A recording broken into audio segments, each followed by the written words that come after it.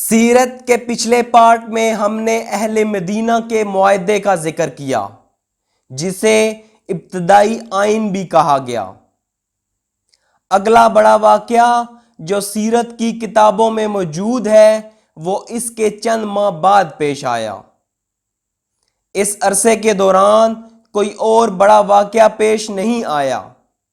تقریباً 7 سے 8 ماہ بعد قبلے کی تبدیلی کا واقعہ پیش آیا۔ قبلے کی تبدیلی کا واقعہ ہجرت کے 15 سے 16 ماہ بعد پیش آیا۔ یہ واقعہ ایک چھوٹے بحران کا سبب بنا، کیونکہ ایک وجہ یہ تھی کہ یہ پہلی مرتبہ تھا اللہ نے اپنے کیے گئے حکم کو منسوخ کیا تھا۔ تنسیخ کا تصور مسلمانوں اور غیر مسلموں میں نیا تھا۔ نسخ کا مطلب ہے منسوخ کرنا، کہ اللہ نے قانون نازل کیا اور پھر ایک اور قانون نازل کیا جس نے پہلے قانون کو منسوخ کر دیا۔ اس کی ایک مثال جو ہم آج بھی پڑھتے ہیں اللہ نے سورۃ بقرہ میں نازل کی کہ وہ عورتیں جن کے شوہر فوت ہو گئے ہیں انہیں دوبارہ شادی کرنے سے پہلے 1 سال انتظار کرنا چاہیے۔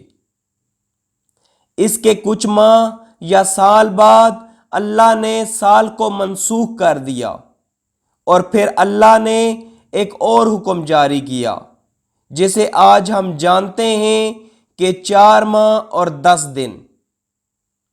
اس طرح آج تک قرآن میں یہ 2 آیتیں ہیں۔ ان دونوں پر عمل نہیں ہو سکتا کیونکہ دونوں ایک دوسرے کے متصادم ہیں۔ پہلی مرتبہ حکم کی منسوخی کا ہم آج ذکر کریں گے۔ یہ قبلہ کی تبدیلی تھی کیونکہ ابتدائی طور پر رسول اللہ صلی اللہ علیہ وآلہ وسلم کو بتایا گیا کہ وہ بیت المقدس کی طرف منہ کر کے نماز پڑھیں۔ تمام مکی دور میں رسول اللہ بیت المقدس کی طرف منہ کر کے نماز پڑھتے رہے۔ کچھ کتابوں میں بیان کیا گیا ہے جن میں ابن سعد کے طبقات اور الحاکم مستدرک شامل ہیں۔ جب بھی رسول اللہ صلی اللہ علیہ وآلہ وسلم مکہ میں بیت المقدس کی طرف منہ کر کے نماز پڑھتے تو کعبہ کو آپ کے سامنے رکھا جاتا۔ بنیادی طور پر دوہرا قبلہ آپ کے سامنے ہوتا۔ آپ صلی اللہ علیہ وآلہ وسلم ہمیشہ کعبہ کی سائیڈ پر نماز پڑھتے جہاں بیت المقدس سامنے کی طرف ہوتا۔ ایسا لگتا جیسے وہ کعبہ کی طرف منہ کر کے نماز پڑھنا چاہتے تھے۔ رسول اللہ نے اس سمت میں نماز پڑھنا جاری رکھا۔ بیت المقدس جس کی برکتیں اور فضائل ہم پہلے بیان کر چکے ہیں، اللہ نے کہا یہ ایک بابرکت سرزمین ہے۔ رسول اللہ نے بلاد الشام کی بہت سی احادیث میں تعریف کی۔ رسول اللہ کی آمد سے پہلے یہ مقدس ترین سرزمین تھی۔ ابراہیم علیہ السلام نے مکہ کو مقدس ترین زمین بنایا، لیکن یہ حکم یہود کے لیے نہیں تھا۔ یہ حکم اسماعیل اور ان کی نسلوں کے لیے تھا۔ اس وقت یہود زمین پر اللہ کی عبادت کرنے والا سب سے بڑا گروپ تھا۔ یہود اور اس کے بعد عیسائیوں نے ہمیشہ سوچا کہ بیت المقدس سب سے مقدس ترین سرزمین ہے۔ آج دن تک وہ مکہ کو مقدس نہیں سمجھتے، کیونکہ مکہ وہ سرزمین تھی جسے اللہ نے ابراہیم اور اسماعیل علیہ السلام کو نوازا۔ یاد رہے کئی انبیاء جن میں موسیٰ علیہ السلام بھی شامل ہیں انہوں نے مکہ کا حج کیا۔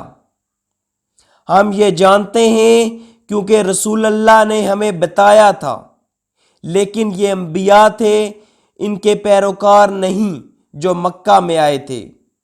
ان کے پیروکاروں کی مکہ آمد کا ذکر تاریخ کی کتابوں میں نہیں ملتا۔ انبیاء آئے کیونکہ اللہ نے انہیں مکہ کے بارے میں بتایا اور حکم دیا کہ مکہ کا حج کریں۔ 70 سے زیادہ انبیاء نے حج کیا، اسی لیے ان انبیاء کے پیروکاروں کے نزدیک بیت المقدس ہی مقدس ترین سرزمین ہے۔ جب رسول اللہ آئے تو اللہ یہ بتانا چاہتے تھے کہ وہ ابراہیم علیہ السلام کے اصل دین کو فالو کر رہے ہیں، اس لیے وہ اصل قبلہ کو زندہ کرنا چاہتے تھے کیونکہ وہ پہلا قبلہ تھا۔ اللہ نے قرآن میں فرمایا، بے شک سب سے پہلا گھر جو لوگوں کی عبادت کے لیے بنایا گیا وہ ہے جو مکہ میں ہے۔ رسول اللہ صلی اللہ علیہ وآلہ وسلم سے پوچھا گیا، زمین پر سب سے پہلے کون سی مسجد تعمیر کی گئی؟ رسول اللہ نے کہا، کعبہ بیت اللہ۔ پھر پوچھا گیا، اس کے بعد؟ آپ نے کہا، بیت المقدس۔ پھر پوچھا گیا، ان دونوں کی تعمیر کے درمیان کتنا وقت تھا؟ رسول اللہ نے کہا، دونوں کے درمیان 40 سال تھے، یعنی ابراہیم علیہ السلام کے کعبہ کی تعمیر کے 40 سال بعد بیت المقدس میں اسحاق یا یعقوب علیہ السلام نے کچھ تعمیر کیا۔ اس طرح اللہ کعبہ کا سٹیٹس بتانا چاہتے تھے، جو زمین پر اللہ کی عبادت کے لیے پہلا گھر تھا۔ البتہ جب رسول اللہ نے مدینہ ہجرت کی، ابھی بھی قبلہ بیت المقدس تھا۔ مدینہ مکہ کے شمال میں ہے اور بیت المقدس مدینہ کے شمال میں ہے۔ یہ سیدھی لکیر ہے۔ اگر کسی کو بیت المقدس کی طرف منہ کر کے نماز پڑھنی ہے، اسے کعبہ کی طرف اپنی پیٹھ کرنی پڑے گی۔ تو رسول اللہ کو شریعت کی پیروی کرنی تھی۔ اس وقت حکم تھا کہ بیت المقدس کی طرف منہ کر کے نماز پڑھی جائے۔ نسخ یا منسوخ کرنا صرف قرآن سے قرآن کو ہی نہیں، بلکہ قرآن سے سنت، سنت سے قرآن، سنت سے سنت اور قرآن سے قرآن کی تنسیخ کی جا سکتی ہے۔ بیت المقدس کی طرف منہ کر کے نماز پڑھنے کا حکم سنت میں نازل ہوا، یہ قرآن میں نہیں تھا، لیکن یہ شریعت کا حصہ تھا اور مسلمان بیت المقدس کی طرف ہی منہ کر کے نماز پڑھتے تھے۔ اس طرح جب رسول اللہ ہجرت کر کے مدینہ آئے تو انہیں شمال کی طرف رخ کرنا تھا تاکہ بیت المقدس کی طرف منہ کر کے نماز پڑھی جائے۔ اس سے ان کی پیٹھ مکہ کی طرف ہو جاتی۔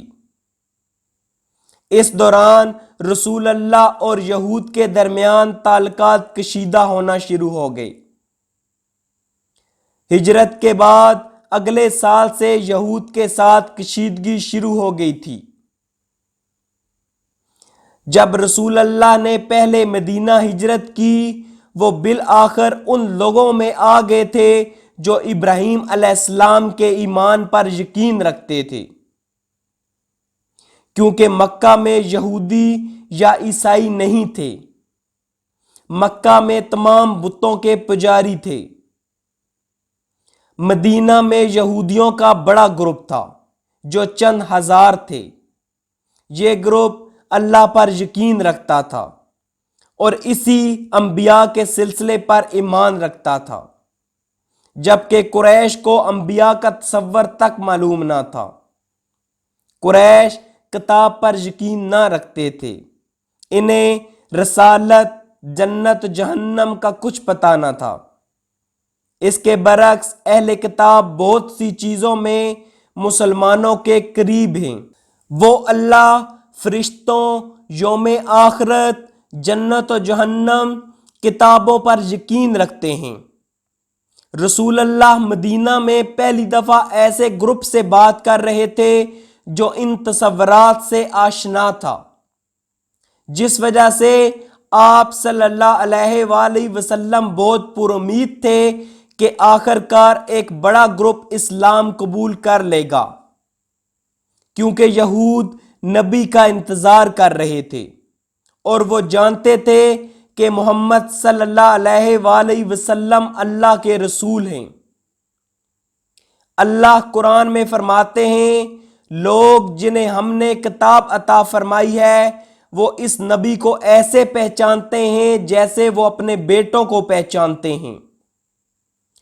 کیا خوبصورت آیت ہے، جیسے والدین ہی سمجھ سکتے ہیں۔ والدین اپنے بچوں کو ایسے جانتے ہیں جیسے کوئی نہیں۔ رسول اللہ جانتے تھے کہ یہود انہیں جانتے ہیں، اسی لیے وہ پر امید تھے۔ یاد رہے، ان کے مین پادری عبداللہ ابن سلام نے اسلام قبول کر لیا تھا۔ عائشہ رضی اللہ تعالی عنہا بیان کرتی ہیں، جب رسول اللہ نئے نئے مدینہ آئے، یہ دلچسپ حدیث ہے جو ہمیں اس وقت کی نفسیات دکھاتی ہے۔ عائشہ کہتی ہیں، جب رسول اللہ نئے نئے مدینہ آئے وہ یہود سے زیادہ مشابہت اختیار کرنا چاہتے تھے تاکہ ان کو آرام دہ محسوس کرایا جا سکے اور انہیں بتایا جائے کہ بنیادی طور پر ہم ایک جیسے ہیں۔ لیکن جب کشیدگی بڑھی، آخر کار آپ صلی اللہ علیہ وآلہ وسلم نے مسلمانوں کو حکم جاری کرنا شروع کر دیا کہ اپنے آپ کو یہود سے الگ کر دو۔ اس طرح بہت سی احادیث ہیں جن میں رسول اللہ نے کہا، یہودیوں کی طرح نہ کرو، ان کی طرح نہ بنو۔ ابتدا میں چیزیں اس کے متضاد تھیں، حکم تھے کہ ان سے مشابہت اختیار کرو تاکہ انہیں بتایا جائے کہ ہم ایک جیسے ہیں۔ لیکن جب یہ واضح ہو گیا کہ یہود نے اپنا ذہن بنا لیا ہے کہ ہم جانتے ہیں کہ آپ اللہ کے رسول ہیں لیکن ہم پیروی نہیں کریں گے، جب یہود مغرور ہو گئے تو رسول اللہ نے حکم دینا شروع کیے اور اس سے متعلق بہت سی احادیث ہیں، اتنی کہ رسول اللہ نے کہا، یہود اس طرف بالوں کی مانگ نکالتے ہیں، تم اس طرف نکالو، مطلب ان کا یہ سٹائل ہے، تم ویسے نہ بنو۔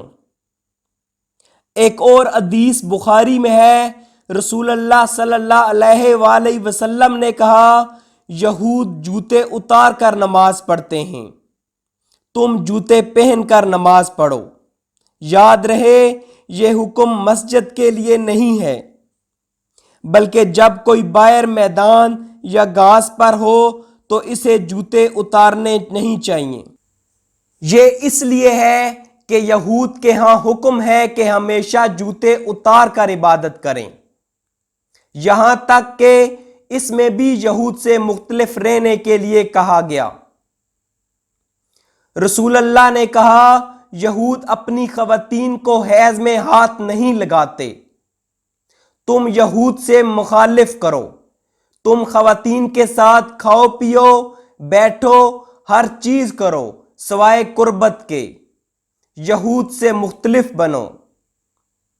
یہود کی اس ضد اور مغروریت کی وجہ سے ہماری شریعت یہودیوں سے بالکل مختلف تھی، جہاں اللہ چاہتا تھا کہ وہ مختلف ہو۔ ان مختلف چیزوں میں ایک قبلہ تھا۔ اس کشیدگی کے 1 سال بعد رسول اللہ چاہنے لگے کہ قبلہ تبدیل ہو جائے، کیونکہ اللہ نے آپ صلی اللہ علیہ وآلہ وسلم کو بتایا تھا کہ بیت المقدس کی طرف منہ کر کے نماز پڑھیں، اس لیے وہ خود قبلہ تبدیل نہ کر سکتے تھے۔ ایک اور روایت ہے کہ ایک دفعہ جبرائیل علیہ السلام کچھ قرآن کے ساتھ نازل ہوئے تو رسول اللہ نے اپنی امید جبرائیل علیہ السلام کو بتائی کہ اے جبرائیل، میری خواہش ہے کہ مکہ کی طرف منہ کر کے نماز پڑھوں، اور جبرائیل نے کہا کہ میں بھی آپ کی طرح عبد ہوں اور میں صرف اللہ کے امر سے آتا ہوں، میں اس میں آپ کی مدد نہیں کر سکتا، اگر آپ یہ چاہتے ہیں تو اللہ سے دعا کریں۔ سبحان اللہ، طاقتور ترین انسان طاقتور ترین فرشتے سے کہہ رہے ہیں، لیکن وہ کہہ رہے ہیں میں کچھ نہیں کر سکتا۔ اس کے لیے آپ کو اللہ سے دعا کرنی چاہیے، میں بھی آپ کی طرح عبد ہوں۔ اس کے بعد رسول اللہ نے اللہ سے دعا مانگنا شروع کی۔ تہجد میں دن رات اتنی کہ رسول اللہ آسمان کی طرف دیکھتے، آسمان کی طرف دعا میں صرف انتہائی تکلیف میں دیکھا جاتا ہے۔ عام طور پر رسول اللہ دعا میں اپنا سر جھکاتے تھے، لیکن مخصوص حالات میں آپ صلی اللہ علیہ وآلہ وسلم اپنا سر آسمان کی طرف اٹھاتے۔ مثال کے طور پر جنگ بدر سے پہلے آپ نے آسمان کی طرف دیکھا اور اللہ سے منت کی اور مدد کی بھیک مانگی۔ یہ مشہور واقعہ تھا جب رسول اللہ نے پبلک میں دعا کی۔ بہت کم بار آپ نے ایسے آسمان کی طرف سر اٹھا کر دعا کی، ایسا انتہائی ضرورت کے وقت کیا جاتا ہے۔ اس لیے آپ صلی اللہ علیہ وآلہ وسلم نے ایسے دعا کی، لیکن رات کے وقت جب کوئی دیکھ نہ رہا تھا ہمیں کیسے پتا؟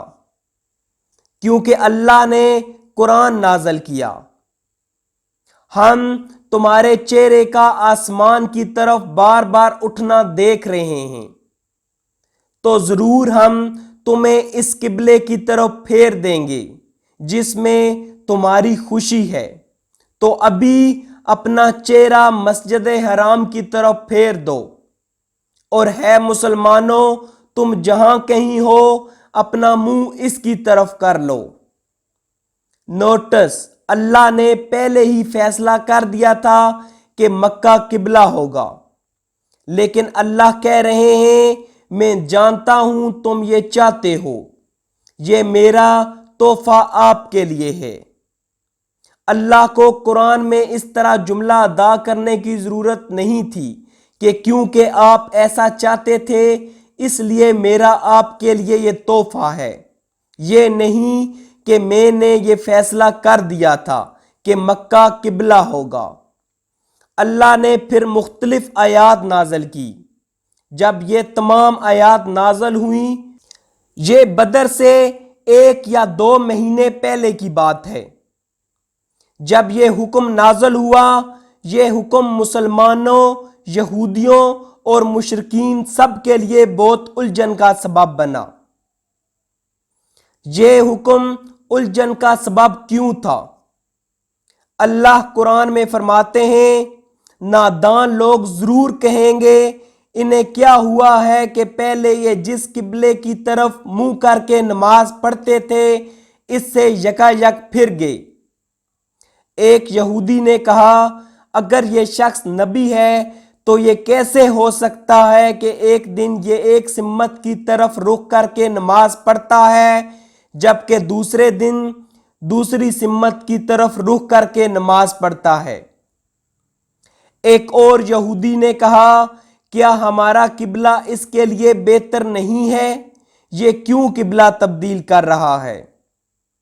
اس طرح لوگوں نے باتیں کی۔ تنسیخ کا معاملہ بھی نیا تھا۔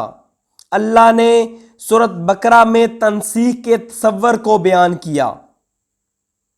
مدینہ میں جو پہلی بڑی سورت نازل ہوئی وہ سورۃ بقرہ تھی۔ سورۃ بقرہ ہمیں مدنی دور کے پہلے 1.5 سال کے بارے میں بتاتی ہے۔ اس میں جنگ بدر، قبلہ کی تبدیلی اور یہودیوں کے بارے میں بہت کچھ بیان کیا گیا ہے۔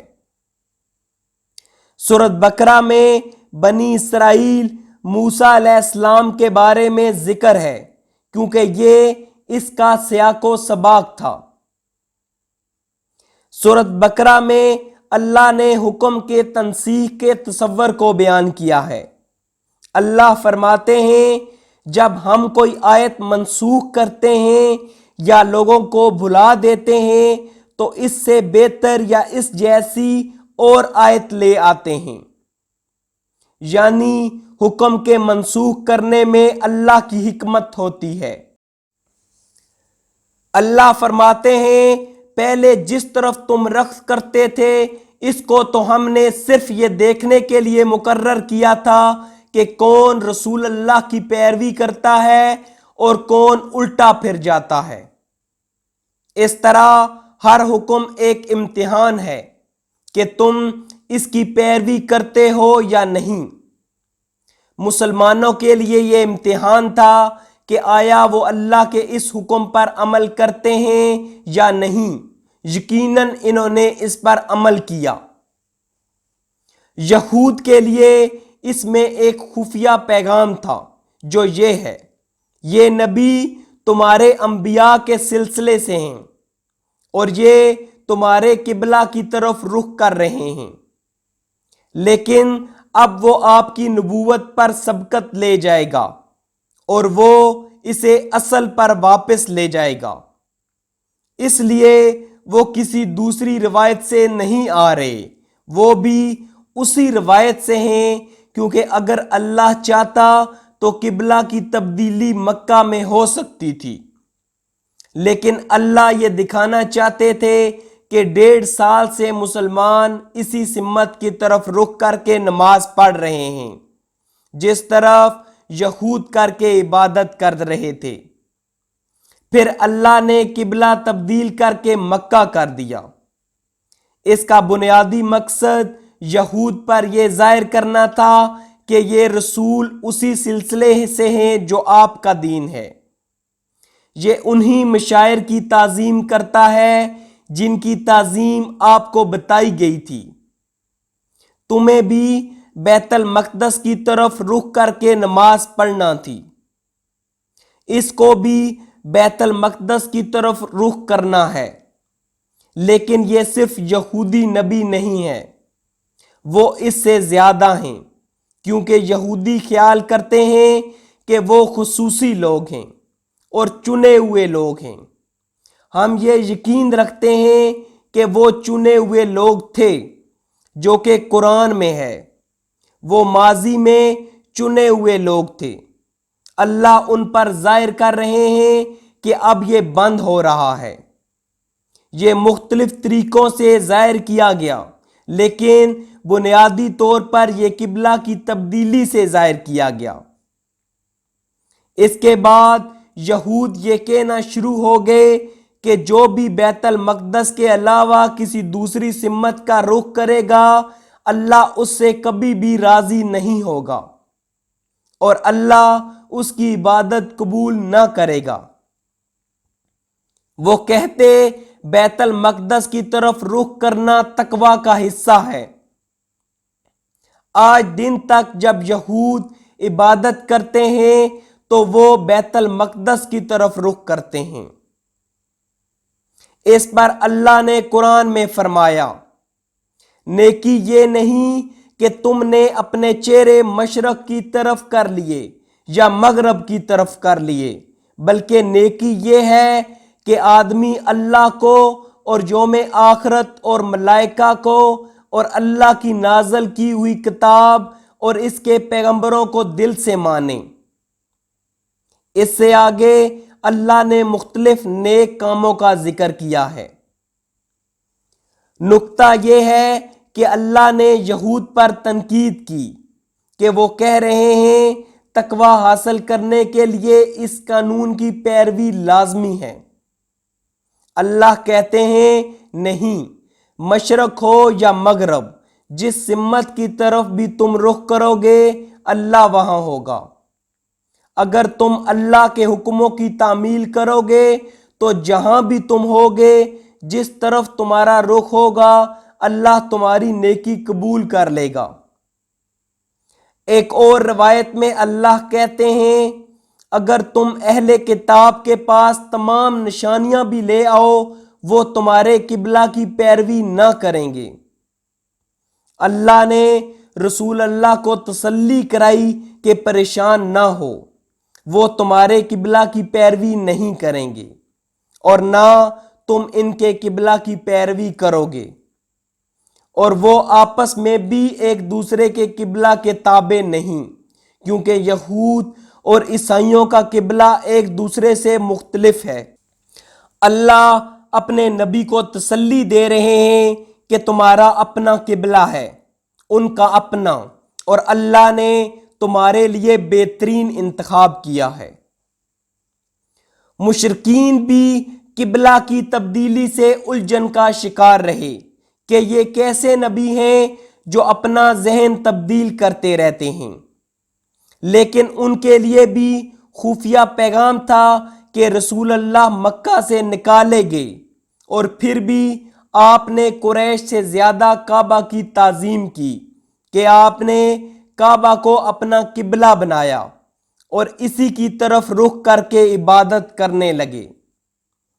قریش کو بتایا گیا کہ تم لوگ کعبہ کے متولی کے لائق نہیں، رسول اللہ وہ ہوں گے جو کعبہ کے وارث ہوں گے، اور وہ کعبہ کی وہ عزت و تکریم واپس دلوائیں گے جو ابراہیم علیہ السلام کے وقت میں تھی، کیونکہ قریش اس میں ناکام ہو گئے ہیں۔ قبلہ کی تبدیلی میں یہود اور قریش کے لیے ایک سے زیادہ پیغامات تھے۔ ایک اور اہم نکتہ یہ ہے کہ جب قبلہ کی تبدیلی ہوئی، مسلمانوں نے رسول اللہ سے ایک سوال پوچھا۔ انہوں نے کہا، یا رسول اللہ، ان مسلمانوں کا کیا ہوگا جو بیت المقدس کی طرف منہ کر کے نماز پڑھتے رہے اور اس آیت کے نزول سے پہلے فوت ہو گئے؟ کیونکہ رسول اللہ کی بعثت کو 15 سال ہو گئے تھے اور تقریباً 3 سے 5 سال ہو گئے تھے جب سے نماز فرض کی گئی اور لوگ نماز پڑھ رہے تھے۔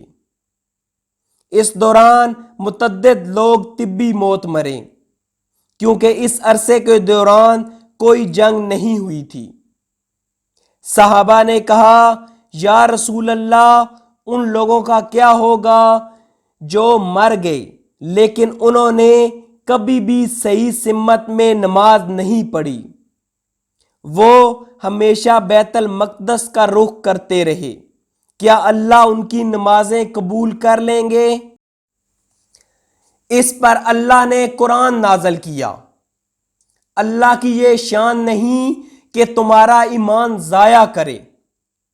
امام احمد اور کئی علماء کی یہ رائے ہے کہ نماز کا پڑھنا مسلمانوں کے لیے ضروری ہے، یہ لگژری نہیں، یہ مسلمان ہونے کی ریکوائرمنٹ ہے، اور ہمیشہ یہ آیت ان کی مثال رہی ہے، کیونکہ وہ کہتے ہیں سوال یہ تھا کہ کیا اللہ ان کی نماز قبول کر لے گا، اور اللہ نے نازل کیا کہ اللہ تمہارے ایمان کو ضائع نہیں کرے گا۔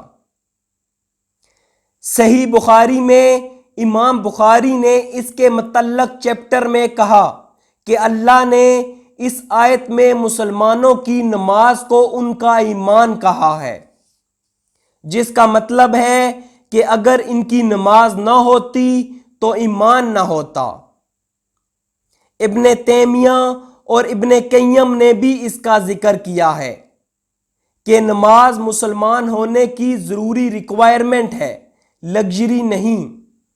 ایسا نہیں کہ اگر پڑھ لی تو اچھا ہے اور اگر نہیں تو برا ہے، ایسا نہیں ہے، بلکہ یہ ضروری ریکوائرمنٹ ہے، اور بنیادی طور پر یہ آیت مثال کے طور پر استعمال ہوتی ہے۔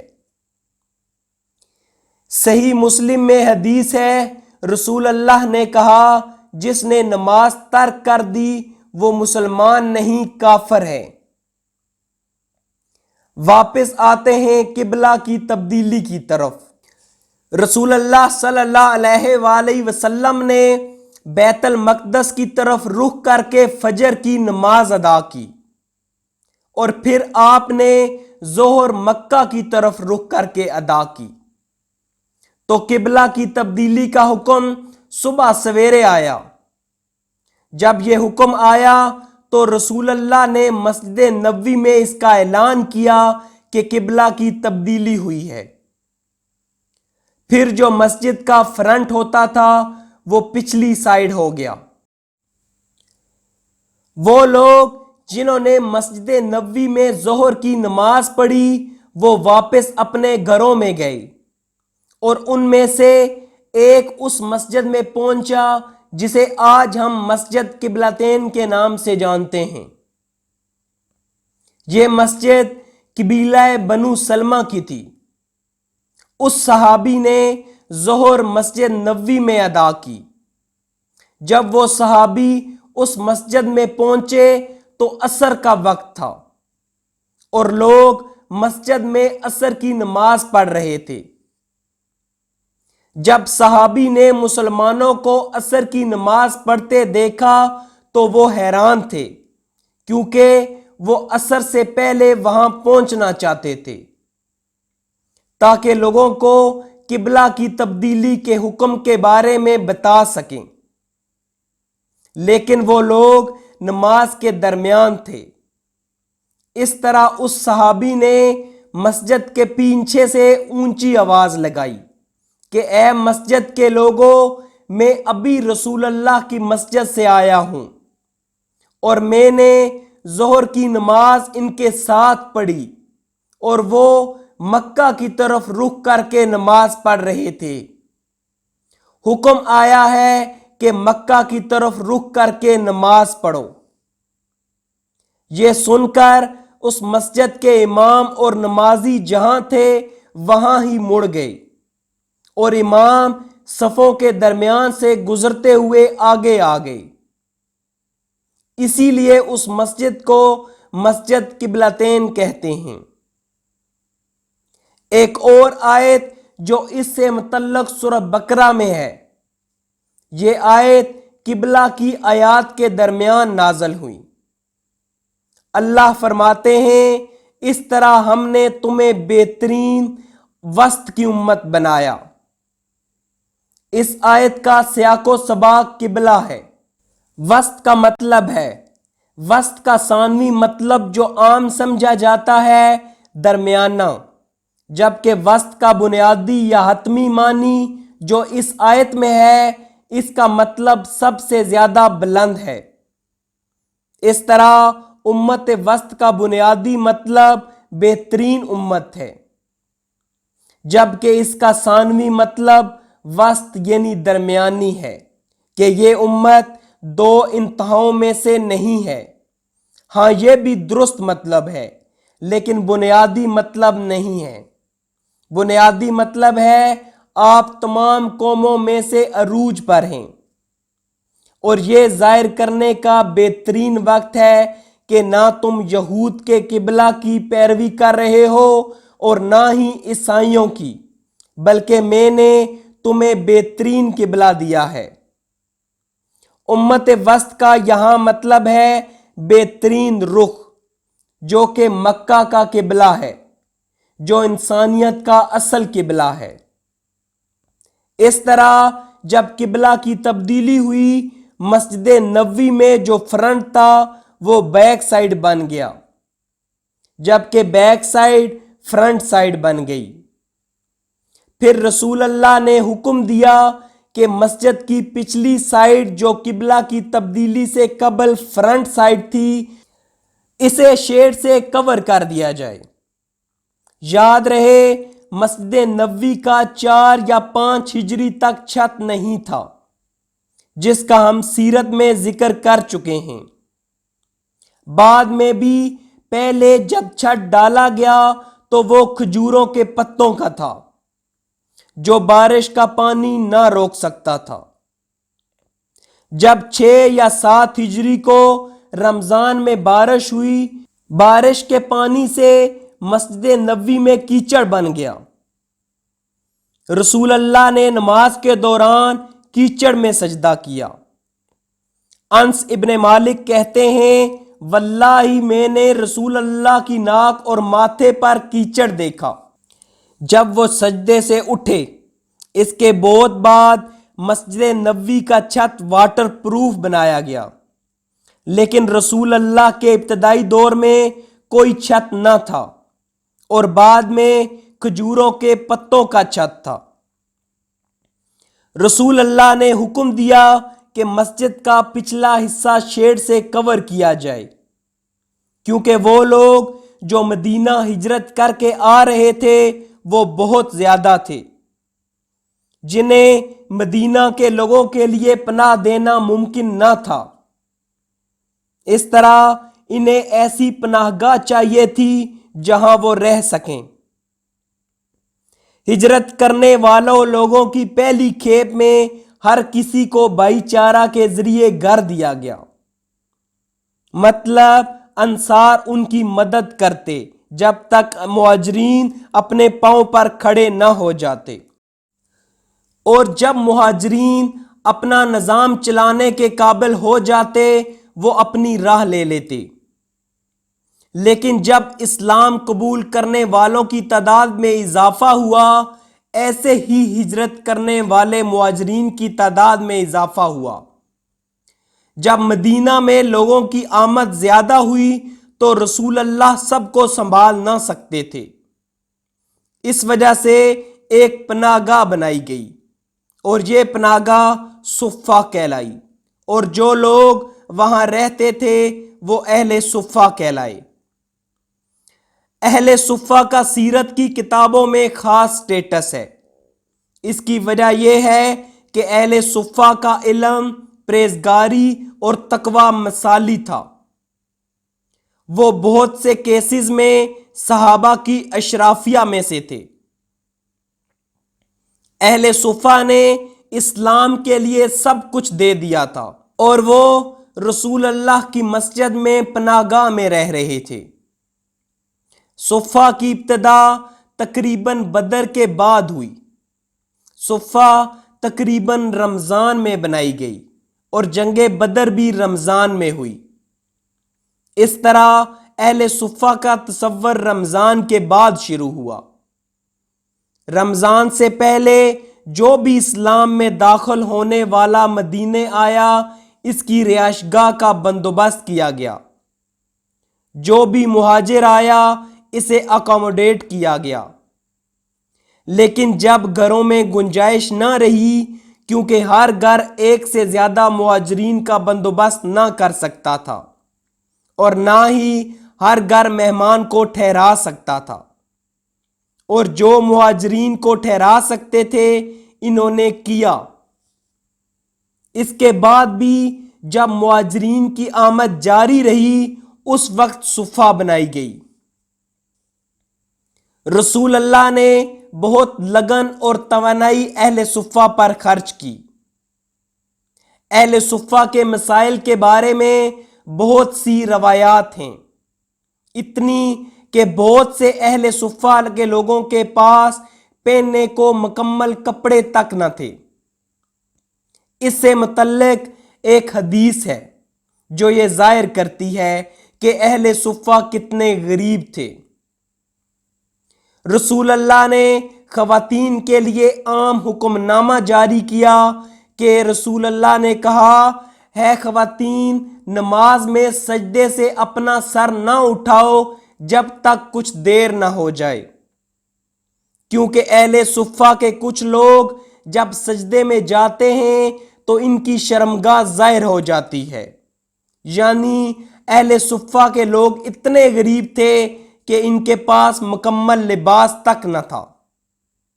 جب وہ سجدے میں جاتے ان کی عورت ظاہر ہو جاتی۔ اسی لیے رسول اللہ نے خواتین کو بتایا کہ اپنا سر نہ اٹھائیں جب تک مرد کھڑے نہ ہو جائیں۔ اسی لیے رسول اللہ نے اہل صفہ کا خیال رکھنے کی ترغیب کئی احادیث میں دی۔ جب آپ صلی اللہ علیہ وآلہ وسلم کے نواسے حسن پیدا ہوئے، آپ نے فاطمہ کو کہا کہ اے فاطمہ، اہل صفہ کو کچھ صدقہ دو۔ کچھ سالوں بعد جب ایک جنگ میں رسول اللہ کو بہت سے جنگی قیدی ملے جنہیں غلام بننا تھا، فاطمہ رسول اللہ کے پاس آئیں اور کہا، ابا جان، مجھے بہت سا گھر کا کام کرنا پڑتا ہے، علی کے بہت سے کام ہوتے ہیں، آپ مجھے ایک غلام نہیں دے سکتے؟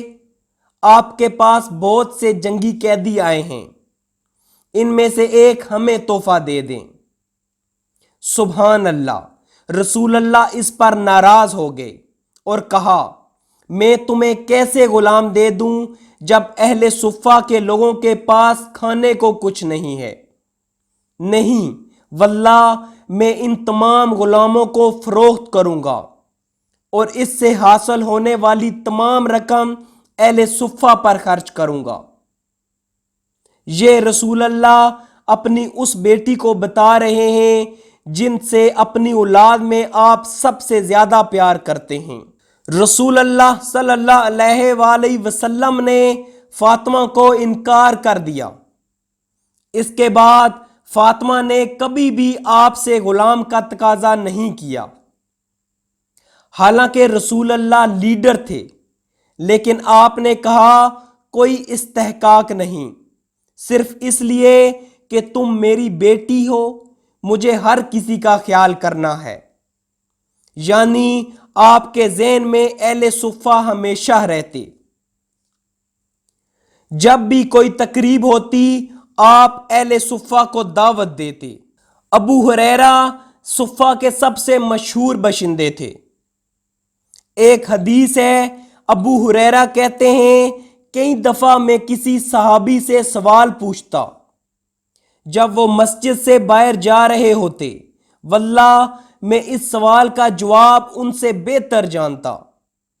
سوال پوچھنے کی صرف ایک وجہ ہوتی کہ میں سوال و جواب کو اتنا لمبا کروں کہ بات کرتے کرتے ہم اس صحابی کے گھر کے دروازے تک پہنچ جائیں۔ ہو سکتا ہے کہ وہ مجھے کھانے کے لیے اندر آنے کی دعوت دے دیں۔ سبحان اللہ، یہ ابو ہریرہ ہمیں صحیح بخاری میں بتا رہے ہیں۔ اس سے ان کی بھوک کا اندازہ لگایا جا سکتا ہے۔ ابو ہریرہ شرمندگی کی وجہ سے کھانا مانگ نہ سکتے تھے، تو وہ سوال کرتے تاکہ صحابی کے ساتھ چلا جائے۔ ہو سکتا ہے گھر کی دہلیز پر پہنچ کر وہ صحابی کچھ کھانے کو دے دیں۔ صحیح بخاری میں حدیث ہے، ابو ہریرہ کہتے ہیں، ایک دفعہ رسول اللہ نے مجھے دیکھا، میرا بھوک سے برا حال تھا اور میں بھوک کی وجہ سے کمزور پڑ گیا تھا۔ رسول اللہ نے مجھے اپنے گھر اپنے ساتھ دعوت دی۔ آپ نے عائشہ سے پوچھا، کچھ کھانے یا پینے کو ہے؟ عائشہ نے کہا، جی ہاں، ایک انصاری ہمسائے نے ہمیں دودھ کا گلاس دیا ہے۔ ابو ہریرہ خوش ہو گئے، الحمدللہ، دودھ کا گلاس۔ رسول اللہ نے ابو ہریرہ سے کہا، جاؤ اور اہل صفہ کو بلا کر لاؤ۔ ابو ہریرہ کہتے ہیں، مجھے یہ بات ناگوار گزری اور میں نے سوچا کہ یہ دودھ ہے ہی کتنا کہ سارے صفہ والوں میں تقسیم ہو۔ اس کا حقدار تو میں تھا کہ اسے پی کر قوت حاصل کرتا۔ جب صفہ والے آئیں گے تو رسول اللہ مجھ سے کہیں گے اور میں اسے ان کو دے دوں گا، مجھے تو شاید اس دودھ میں سے کچھ نہ ملے گا۔ لیکن رسول اللہ کے حکم ماننے کے علاوہ کوئی چارہ بھی نہیں تھا۔ چنانچہ میں اہل صفہ کے پاس گیا اور انہیں لے آیا۔ رسول اللہ نے فرمایا، دودھ کا پیالہ پکڑو اور سب کو دو۔ میں نے پیالہ پکڑ لیا اور ایک ایک کو دینے لگا، حتیٰ کہ سب 30 سے 40 صحابہ نے دودھ سیراب ہو کر پیا۔ اب میں اور رسول اللہ باقی رہ گئے تھے جنہوں نے دودھ نہیں پیا تھا۔ پھر رسول اللہ نے کہا بیٹھ جاؤ، اور میں بیٹھ گیا۔ رسول اللہ نے مجھ سے کہا پیو۔ دودھ کا گلاس ابھی تک بھرا ہوا تھا۔ اس طرح میں نے دودھ پیا۔ پھر آپ نے فرمایا پیو۔ میں نے پیا۔ پھر آپ نے کہا پیو، اور میں نے پیا۔ وہ مجھے ایسے کہتے رہے حتیٰ کہ مجھے کہنا پڑا یا رسول اللہ اب بالکل گنجائش نہیں ہے کہ میں اور دودھ پی سکوں۔ رسول اللہ نے کہا پھر مجھے دے دو، اور باقی دودھ آپ نے پیا۔ اس حدیث سے پتہ چلتا ہے کہ رسول اللہ اہل صفہ کے بارے میں کتنا فکر مند رہتے تھے۔ کہا جاتا ہے ایک صحابی کو خیال آیا کہ کیوں نہ جب ہم کچھ کھانا حاصل کریں یا کھجوریں اتاریں ہم اس میں کچھ حصہ اہل صفہ کو دیں۔ سب نے اسے اچھا آئیڈیا قرار دیا اور رسول اللہ نے اسے منظور کر لیا۔ اس طرح صفہ کے 2 پلروں کے درمیان ایک ٹوکری لٹکائی گئی۔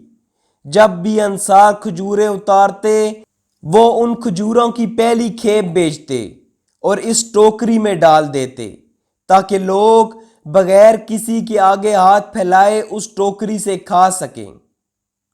ویسے وہ ٹوکری یا تار کا تصور اس صدی تک جاری رہا۔ یہ روایت انصار نے ہی ڈالی تھی۔ جیسا کہ ہم ذکر کر چکے ہیں اہل صفہ کے سب سے مشہور باشندے ابو ہریرہ تھے۔ ابو ہریرہ کا اصل نام عبد الرحمن ابن صخر الدوسی تھا۔ یہ یمن سے تھے۔ ابو ہریرہ جنگ خیبر کے بعد مدینہ آئے۔ جنگ خیبر 7 ہجری کو ہوئی تھی۔ اس کے باوجود ابو ہریرہ نے سب سے زیادہ حدیثیں روایات کی۔ انہوں نے اتنی حدیثیں بیان کی کہ اگلی نسل سے کچھ لوگوں نے کہا ابو ہریرہ نے اتنی حدیثیں کیسے بیان کی، جبکہ کچھ صحابہ رسول اللہ کے ساتھ ان سے بہت زیادہ عرصہ رہے۔ حتیٰ کہ اگلی نسل سے کچھ لوگوں نے اعتراض لگایا کہ ابو ہریرہ نے ابو بکر، عمر، عثمان اور علی سے زیادہ حدیثیں کیسے بیان کی، جبکہ یہ صحابہ رسول اللہ کے ساتھ بہت عرصہ رہے۔ ابو ہریرہ اس سوال کا جواب خود دیتے ہیں کہ یہ کیسے ممکن ہوا۔ حدیث بخاری اور مسلم میں ہے۔ ابو ہریرہ کہتے ہیں لوگ کہتے ہیں کہ میں نے بہت زیادہ حدیثیں روایت کی، لیکن اگر اللہ ان پر تنقید نہ کرتا جو علم کو روکے رکھتے ہیں تو میں آپ کو ایک حدیث بھی نہ بیان کرتا۔ ایسا اس لیے ہے کہ مجھے حدیثیں روایت کرنا پڑیں۔ ابو ہریرہ کہتے ہیں میں آپ کو بتاتا ہوں کہ میں نے اپنے بھائیوں مہاجرین اور انصار سے زیادہ حدیثیں کیسے بیان کی۔ ابو ہریرہ کہتے ہیں جہاں تک مہاجرین کی بات ہے وہ دن کو مدینہ کے بازار میں خرید و فروخت میں مشغول رہتے، جبکہ انصار کھیتوں اور باغوں میں مصروف رہتے۔ جہاں تک میری بات ہے میں اپنے بھوکے پیٹ کے ساتھ رسول اللہ سے جڑا رہتا، اس لیے میں رسول اللہ کی باتیں یاد کر لیتا جو وہ نہ کر سکتے تھے کیونکہ وہ مصروف ہوتے تھے، اور میں رسول اللہ کے ساتھ ہوتا تھا۔ ویسے ابو ہریرہ غریب نہ تھے، وہ متوسط گھرانے سے تعلق رکھتے تھے۔ ہم یہ جانتے ہیں کیونکہ ان کی ماں جو یمن میں تھیں اور کافر تھیں وہ مدینہ آ گئیں کیونکہ ابو ہریرہ ان کے اکلوتے بیٹے تھے۔ ابو ہریرہ کی ماں نے مدینہ آنے کے بعد یہاں ایک گھر خریدا، پھر بھی ابو ہریرہ اس گھر میں نہ گئے اور صفہ میں رہے۔ یہ بات صفہ کا سٹیٹس بتاتی ہے کہ اہل صفہ کیوں اتنے عام ہیں۔ صفہ صرف پناہ گاہ نہیں تھی بلکہ یہ اسلام کی پہلی درسگاہ تھی۔ ابو ہریرہ اس درسگاہ میں رہ رہے تھے جس کے استاد رسول اللہ تھے۔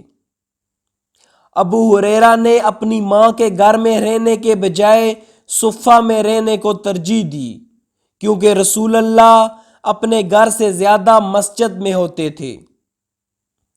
یاد رہے رسول اللہ کا گھر مسجد سے منسلک تھا، ہر چیز مسجد میں ہوتی تھی۔ ابو ہریرہ چونکہ مسجد میں ہی رہتے تھے جس وجہ سے وہ رسول اللہ کے قریب رہے۔ ابو ہریرہ کئی سالوں بعد بحرین کے گورنر بنے اور انہوں نے آخر میں جب وہ 50 سال کے قریب تھے اچھی زندگی گزاری، لیکن اس وقت انہوں نے علم حاصل کرنے کے لیے سب کچھ چھوڑ دیا۔ اس وقت انہوں نے مشکل زندگی گزاری کیونکہ وہ علم حاصل کرنا چاہتے تھے۔ کچھ انصار بھی صفہ میں رہتے تھے۔ یہ ظاہر کرتا ہے کہ صفہ صرف فری پناہ گاہ نہیں تھی۔ ان انصار میں حنظلہ مشہور ہیں جن کو غسیل الملائکہ بھی کہتے ہیں۔ حنظلہ انصاری تھے، ان کا اپنا گھر تھا لیکن وہ پھر بھی صفہ میں رہتے تھے۔ اس کے بعد کعب ابن مالک انصاری بھی صفہ میں رہتے تھے۔ اس کے علاوہ بھی بہت سے انصاری صفہ میں رہتے تھے۔ اس سے پتہ چلتا ہے کہ صفہ علم حاصل کرنے کی جگہ تھی۔ ہاں، جن کے پاس رہنے کی کوئی جگہ نہ تھی وہ صفہ میں آتے تھے، لیکن بہت سے جب صفہ میں آئے تو انہوں نے یہاں رہنے کا فیصلہ کیا کیونکہ رسول اللہ وہاں ہوتے تھے اور ان سے فائدہ اٹھایا جا سکتا تھا۔ ابو ذر الغفاری، سہیب الرومی، بلال ابن رباحہ، عبداللہ ابن مسعود، یہ تمام مہاجرین تھے جو صفہ میں رہے۔ حالانکہ یہ ابتدائی ہجرت کرنے والوں میں سے ہیں اور ان کی رہائش گاہ ہو سکتی تھی، لیکن انہوں نے صفہ میں رہنے کا فیصلہ کیا۔ اہل صفہ کی اکثریت کی فیملیز نہیں تھیں اور جو شادی شدہ تھے انہوں نے رضاکارانہ طور پر صفہ میں رہنے کا فیصلہ کیا تھا، جیسے ابو ہریرہ نے فیصلہ کیا تھا کہ جب تک وہ صفہ میں ہیں شادی نہیں کریں گے۔ ابن مسعود اور مزید کچھ تھے جن کی فیملیز تھیں، لیکن انہوں نے عارضی طور پر صفہ میں رہنے کا فیصلہ کیا کیونکہ وہ رسول اللہ کی صحبت میں رہنا چاہتے تھے۔ صفہ صرف مردوں کے لیے تھی۔ صفہ کے لوگوں کی اکثریت وہاں عارضی طور پر تھی، لیکن کچھ نے مستقل طور پر وہاں رہنے کا فیصلہ کیا، جن میں ابو ہریرہ شامل تھے۔ اس طرح اہل صفہ مسلمانوں کی کریم تھے۔ حفاظ، علم، تہجد میں اہل صفہ ٹاپ پر تھے۔ اسی طرح ہر بڑی جنگ کے شہداء میں اہل صفہ ٹاپ پر تھے۔ جنگ بدر سے شروع کریں تو ایسے لگتا ہے کہ صفہ جنگ بدر سے 1 یا 2 ہفتے قبل بنائی گئی، کیونکہ ایسے صحابہ بھی تھے جو اہل صفہ میں بھی تھے اور بدری بھی تھے۔ اسی طرح جنگ احد، احزاب، جنگ خیبر، فتح مکہ اور ابو بکر کی خلافت میں جو ردہ کی جنگیں ہوئیں، ان میں اتنے صفہ کے لوگ شہید ہوئے کہ عمر ابن خطاب قرآن کو اکٹھا کرنا چاہتے تھے کیونکہ اہل صفہ زیادہ تعداد میں شہید ہو رہے تھے۔ اس سے اہل صفہ کے سٹیٹس کا پتہ لگتا ہے کہ ان کا قرآن کے ساتھ کیسا تعلق تھا۔ قرآن کو اکٹھا کرنے کی وجہ یہ تھی کہ اہل صفہ کے بہت سے لوگ شہید ہو گئے تھے۔ ابو بکر کی خلافت میں ردہ کی جنگیں ہوئیں، جس میں خصوصی طور پر مسلمہ الکذاب کے خلاف جنگ میں بہت سے قرآن کے حفاظ شہید ہو گئے۔ ان میں بہت سے صفہ سے تھے۔ صفہ ایک مستقل درسگاہ نہ تھی۔ رسول اللہ کی وفات کے ساتھ صفہ ختم ہو گئی۔ اس طرح اس کے طالب علم محدود تھے۔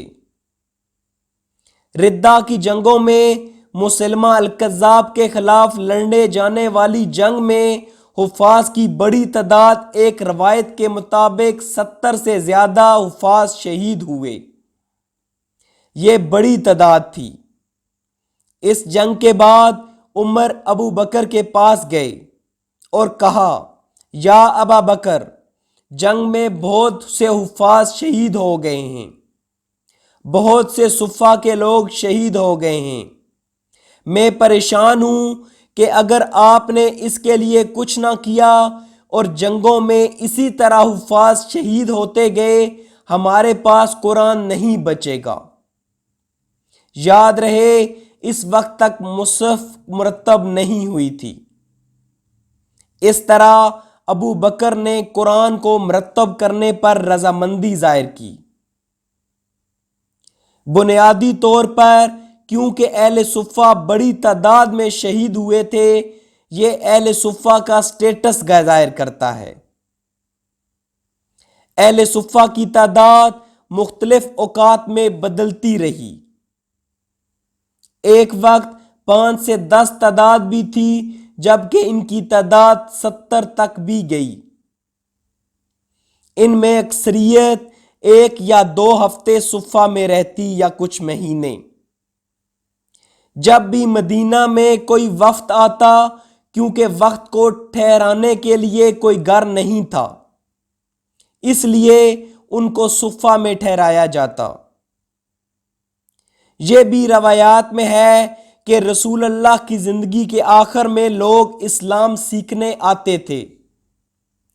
دور دراز قبیلوں سے لوگ قرآن، فقہ اور نماز پڑھنے کا طریقہ سیکھنے آتے، تاکہ واپس جا کر اپنے لوگوں کو سکھایا جا سکے۔ اس وقت صفہ ان کی درسگاہ ہوتی تھی۔ ابن مسعود کہتے ہیں، جب بھی ہمارے پاس کوئی آتا، رسول اللہ اہل صفہ میں سے ایک کو نئے مسلمان کو قرآن اور نماز سکھانے کا کام دیتے۔ اس طرح صفہ مسلمانوں کے لیے ایسی درسگاہ تھی جس سے تعلیم حاصل کرنے والے صحابہ واپس اپنے قبائل میں جا کر اس علم کو پھیلاتے تھے۔ صفہ رسول اللہ کی وفات تک رہی۔ اس کے بعد اس کا وہ سٹیٹس نہ رہا جو رسول اللہ کے وقت تھا۔ رسول اللہ کی مسجد میں شیڑ کا سایہ صرف پچھلی طرف تھا، جہاں صفہ تھی۔ اس سے پتہ لگتا ہے کہ رسول اللہ نے باقاعدہ نماز پڑھنے والوں پر اہل صفہ کو ترجیح دی، کیونکہ باقاعدہ نمازیوں کے لیے کئی سال تک چھت نہ تھا۔ رسول اللہ اہل صفہ کے لیے زیادہ فکر مند تھے، کیونکہ وہ مسجد میں رہ رہے تھے، جبکہ دوسرے لوگ آ جا رہے تھے، وہ مسجد میں رہتے نہ تھے۔ اس طرح مسجد نبوی میں جو پہلا کھجور کے پتوں کا چھت بنایا گیا، وہ صفہ کے لوگوں کے لیے تھا۔ ایک واقعہ جو صفہ کے متعلق تو نہیں، لیکن یہ انسانی فطرت کو ظاہر کرتا ہے۔ اس وقت کے دوران مدینہ کے ایک بوڑھے شخص نے اسلام قبول کیا، جن کا نام سرما تھا۔ سرما مدینہ میں واحد حنیف تھے، جو مستند روایات سے پتہ لگتا ہے، اور شاید ہوں لیکن روایات میں نہیں ہیں۔ حنیف کیا ہے، اور رسول اللہ کی بعثت سے قبل مکہ میں موجود حنفاء کے بارے میں سیرت کی ابتدا میں ذکر کیا جا چکا ہے۔ حنیف کا مطلب ہے وہ لوگ جنہوں نے بتوں کو پوجنے سے انکار کر دیا اور وہ کہتے ہم ابراہیم کے دین پر ہیں، حالانکہ وہ ابراہیم کے دین کو نہیں جانتے تھے۔ سرما مدینہ کے حنیف تھے۔ روایات میں ہے کہ جب رسول اللہ صلی اللہ علیہ وآلہ وسلم مدینہ آئے، سرما کی عمر 100 سال سے زیادہ تھی۔ ان کا شمار مدینہ کے معمر ترین افراد میں ہوتا تھا۔ سرما جب نوجوان تھے، یعنی رسول اللہ کی پیدائش سے پہلے، سرما جب نوجوان تھے، انہوں نے مکہ کے حنفاء کی طرح کھلے عام مدینہ کے لوگوں کی بت پرستی مسترد کر دی۔ انہوں نے عیسائیت قبول کرنے کا فیصلہ کیا، لیکن عیسائیت قبول کرنے سے پہلے انہوں نے اسے بھی نہ مانا اور اپنا ذہن تبدیل کر لیا۔ انہوں نے کہا کہ میں ابراہیم علیہ السلام کے دین پر ہوں۔ اس طرح وہ اپنے طریقے سے عبادات کرتے رہے۔ ابن اسحاق بیان کرتے ہیں کہ وہ جنابت کے بعد غسل کرتے تھے اور وہ اپنی خواتین کو بتاتے تھے کہ مینسز کے بعد غسل کیا کریں، جس کا مطلب ہے سرما کو ابراہیم علیہ السلام کی شریعت کا کچھ اندازہ ضرور تھا جس کی وہ پیروی کر رہے تھے۔ وہ لوگوں سے کہتے کہ میں تمہارے خدا کی عبادت نہیں کرتا، میں ابراہیم علیہ السلام کے خدا کی عبادت کرتا ہوں۔ یاد رہے مکہ کے حنفاء بالکل یہی بات کرتے تھے۔ ابن اسحاق سرما کی شاعری کا بھی تذکرہ کرتے ہیں۔ اس شاعری میں سرما حنفیہ کی تعریف کر رہے ہیں، اللہ کی عبادت کی تعریف کر رہے ہیں، جبکہ بتوں پر تنقید کر رہے ہیں۔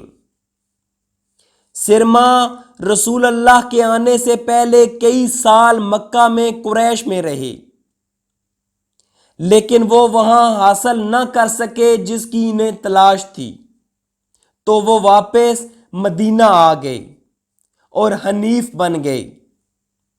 جب رسول اللہ ہجرت کر کے مدینہ آئے، سرما زندہ تھے۔ یہ ان کی زندگی کے آخری ہفتے یا مہینے تھے۔ اللہ نے انہیں اسلام کی دولت سے سرفراز فرمایا اور اس کے بعد جلد ہی وہ وفات پا گئے۔ یہ ان بہت سی خوبصورت کہانیوں میں سے ایک ہے جس کی ہمارے پاس زیادہ معلومات نہیں ہے۔ سبحان اللہ! 120 سال تک سرما سچ کی تلاش میں رہے، جیسے وہ اللہ کے حکم سے رسول اللہ کا انتظار کر رہے تھے۔ اللہ نے ان کو ان کی منزل تک پہنچا دیا جب وہ اپنی زندگی کے آخری دنوں میں تھے۔ وہ صحابی بنے اور طبی موت مرے۔ اس سے پتہ لگتا ہے کہ جس کے دل میں خلوص ہو، اللہ اسے دیر سے صحیح نوازتا ضرور ہے۔